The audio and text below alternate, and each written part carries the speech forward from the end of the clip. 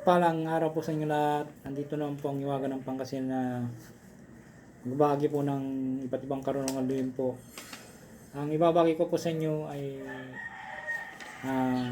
puder bago manggamot. Ito po yung napakalakas po na puder po na pinakamalakas na aking ginagamit po na puder po na hindi po kayo basta-basta po masusupid po na mangkukulam. Hindi ko kaya pag ito inuusan nyo po, mangkukulam man, mababarang, kahit ano pong klaseng masamang kapangyarihan po. Putir bago manggamot po, napakabisa po ito. Isi-share ko na rin po sa inyo para baka sakasakali po na mag-subscribe, mag-like and share. Magtitiwala po sa Iwagan ng Pangasinan para i-share nyo po rin po sa iba. Ito po yung magdasal ng isang ama namin.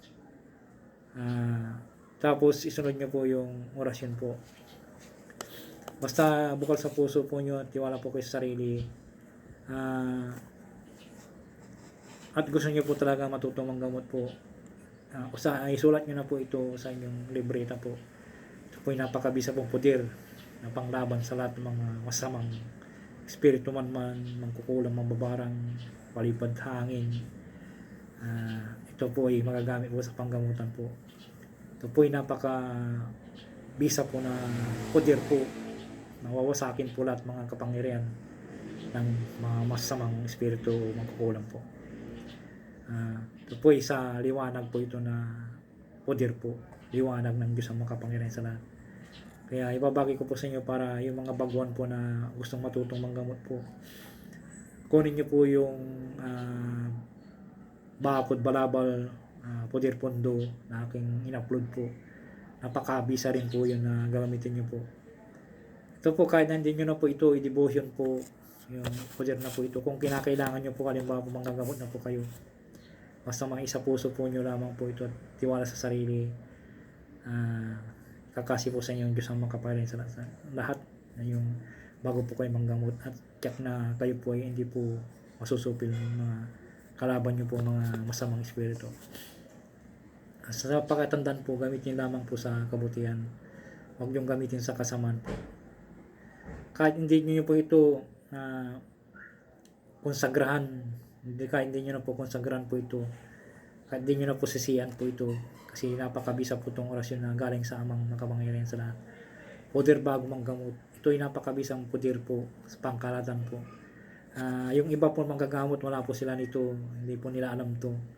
Kaya dito nyo lamang po matutuklaran sa Iwagan ng Pangasinan. May mga manggagamot dyan na hindi po nakakalam, pwede nyo po itong kunin sa akin na orasyon po. Pakakalog ko po sa inyo para may magagamit po kayo. Hindi po ako dito nagdadamot, kundi isi-share ko lang naman po para matulungan din ako sa aking ginawang YouTube channel. Magkasakasakali po na maniwala po sila sa akin na aking binabahagi at magagamit nila po. Ito po ipamamana nyo po sa mga apo nyo, anak nyo, sa ibang pinsan nyo po. Kung gusto po silang matutong manggamot po. Ito po yung pudir po na napakabisa po na number 1 pong pudir po. Magdasal po ng isang ama natin po. Ang pagdarasal po ay kung gusto nyo pong mabisa po yung pagdarasal po, technique po ay lumod po kayo, lumod po. Kung halimbawa po mahaba po yung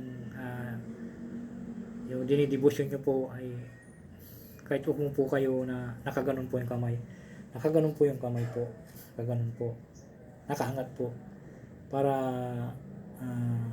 parang pag nararamdaman nyo po kung nagdasal po kayong ganito, parang may mainit po sa inyong kamay na parang kung may kinakalabutan po yung katawan nyo po. Pagkatapos po ay iipon nyo sa dibdib po nyo, tapos buong i-approach po sa ulo hanggang sa paa. Ibahagi ko na rin po sa inyo, pag nagdarasal po kayo, nagdevotion po, kahit ano yun po yung dasal, pag natapos nyo po yung dinidevotion nyo po, ipon nyo sa dibdib po, tapos dito ipon nyo po sa buong katawan po para buong katawan nyo po ay umuusap po ng kapangyarihan po. Magdasal po ng isang ama namin na sunod po yung orasyon po. So, Ama namin na sa langit ka, sambahin ang pangalan mo. Ikaw na ang manghari sa amin. Sundin nawa ang iyong kalooban mo dito sa lupa tulad sa langit. Bigyan mo kami ng pagkain kailangan namin sa araw ito. Patawarin mo kami sa aming mga kasalanan, tulad papatawad namin sa mga nagkasala sa amin. Huwag mo kaming iharap sa magpit na pagsubok, kundi ilay mo kami sa masama. Sapagkat iyo ang kariyan, kapangyarihan, kapurihan, magpakailaman namin. Ay sunod po yung poder po. Jesus Domini Eterno, Jesus Domini Sagrado, Jesus Domini Dei, Jesus Rexum Deum, Jesus Almanuel Ga, Salvador del Mundo, Akdum, So Cristo, Yasuhua, Salvame, Ga, ha. Tatlong bisis po salin po, po sa dibdib po. Tapos, ganun po sa buong katawan po. Ay isang bisis lamang po ihip po yan. Basta ang poder po para lalong bumisa po, tatlong po salin isang bisis po. At sana po ay maisaulo po ninyo at napakabisa po itong orasyon na aking pagkakalpo sa inyo bago manggamot po, at napakabisa po ito na hindi po kayo masusupi ng kapangyarihan na mangkukulang, mambabarang, lahat ng bagay mo. Narito po ang orasyon po.